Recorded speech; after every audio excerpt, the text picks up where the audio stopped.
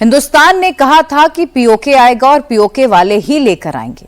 4 दिन के बाद नवरात्र की महासप्तमी को पीओके में महाक्रांति होने वाली है। जनरल मुनीर को यह डर सता रहा है और उसने सेना पीओके के लिए रवाना भी कर दी। पाकिस्तान से आजादी के लिए पीओके एक निर्णायक जंग लड़ने जा रहा है। तारीख 29 सितंबर तय की गई है। इस 29 तारीख पर भारत की गहरी नजर बनी हुई है। 4 दिन के बाद पीओके में क्या होने जा रहा है, इसके शुरुआती रुझान हम आपको इस रिपोर्ट में बताने जा रहे हैं, जिसे सुनकर और देखकर आपको गहरे इत्मीनान का एहसास होगा। आधी रात के अंधेरे में दर्जनों ट्रकों में भरकर पाकिस्तान की फौजें पीओके के रास्ते पर निकल पड़ी हैं। पीओके पर जनरल मुनीर की फौज हमला करने वाली है। हम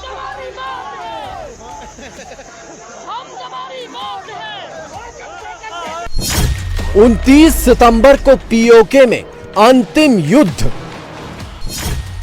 आ गया अल्टीमेटम, पीओके खाली करो मुनीर।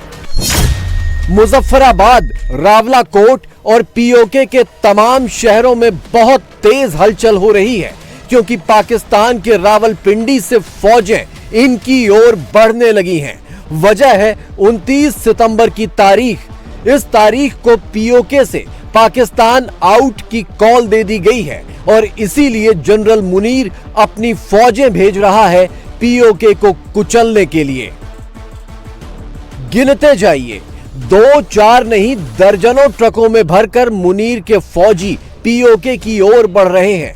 काफिला आधी रात को निकाला गया ताकि कोई देख न सके, लेकिन पीओके पहुंचने से पहले ही इनकी खबर पीओके तक पहुंच गई और वहां इन फौजियों का बेसब्री से इंतजार हो रहा है। पाकिस्तानी फौज की कई टुकड़ियां पहले से ही पीओके में मौजूद हैं, जो रीइंफोर्समेंट पहुंचने से पहले मुनीर के ऑर्डर पर एक्शन में आ गई हैं, लेकिन पीओके की आम जनता इनकी किसी भी हरकत से पहले ही चेतावनी दे रही है।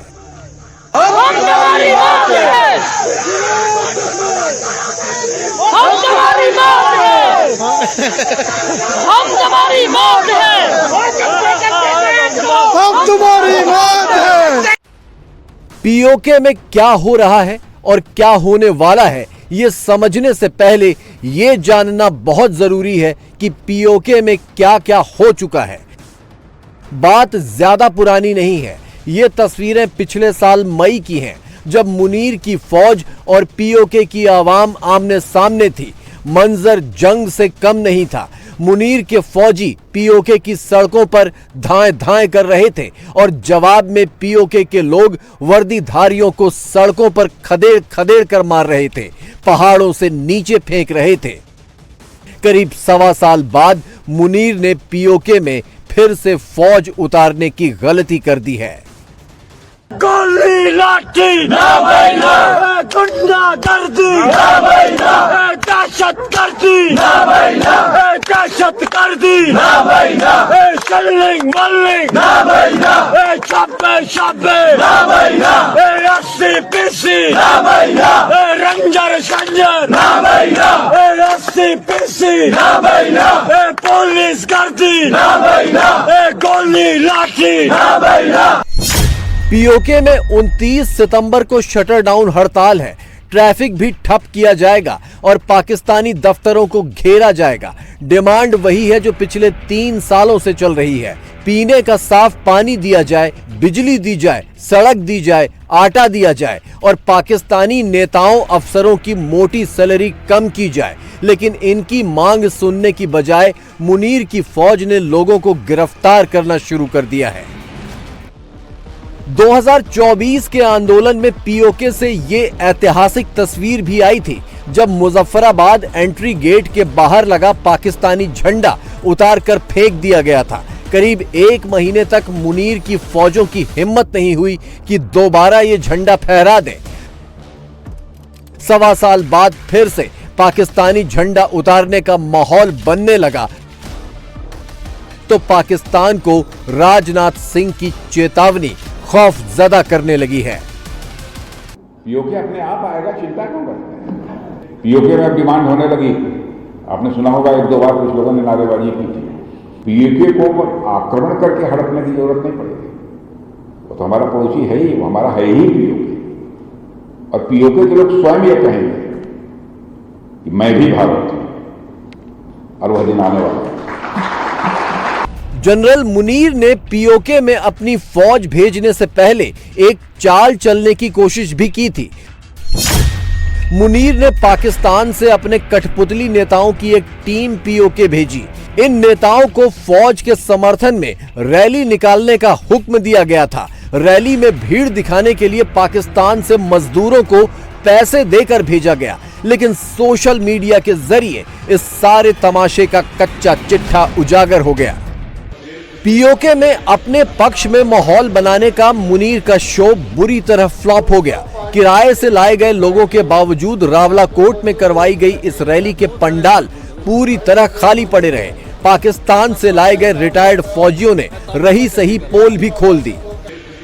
पीओके के रावलाकोट में एक तरफ जनरल मुनीर का फ्लॉप शो हो रहा था, ठीक उसी दिन उसी वक्त पर रावलाकोट के दूसरे हिस्से में पीओके के असली बाशिंदों का हुजूम उमड़ा हुआ था, क्योंकि वहां पर उनके अपने लीडर उनके साथ थे।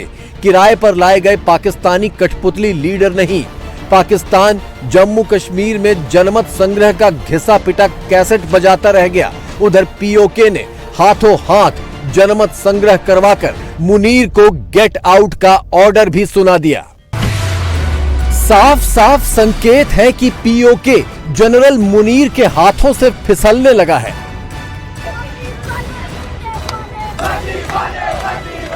इसी साल 14 अगस्त को पाकिस्तान के जश्न आजादी के मौके पर पीओके में जैसे नारे लग रहे थे, जनरल मुनीर के लिए इससे बड़ा और कोई सबूत नहीं हो सकता।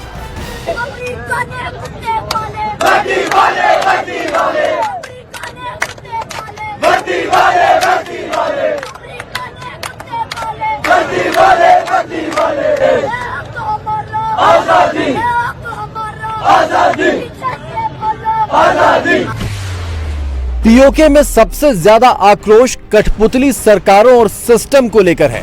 पीओके की असेंबली में कुल 53 सीटें हैं। इनमें से 12 सीटें पीओके के बाहर के लोगों के लिए रिजर्व रखी गई हैं। इसके अलावा पीओके की नौकरियों में भी पाकिस्तान के लोगों का कोटा रिजर्व है। इस बार के आंदोलन में ये सब खत्म करने की मांग पहली बार उठी है। 29 सितंबर का दिन पीओके और पाकिस्तान के इतिहास का बहुत बड़ा दिन होने वाला है। मुनीर की फौज अपनी फितरत के मुताबिक निहत्थे लोगों का खून बहाने से जरा भी नहीं हिचकिचाएगी और पीओके के लोग इस बार मरने मारने की कसमें खा रहे हैं, चाहे जिस कीमत पर हो। अपना हक और पाकिस्तान से अपनी आजादी छीन लेने पर अड़ गए हैं। बहुत मुमकिन है कि 29 सितंबर तक का इंतजार भी नहीं करना पड़ेगा। चंद घंटों बाद मुनीर की फौजें जब पीओके में दाखिल होना शुरू करेंगी, पहला रुझान तभी दिखने लगेगा। हिंदुस्तान में दिवाली में अभी थोड़ा वक्त है, लेकिन पीओके में आतिशबाजी बस शुरू होने ही वाली है।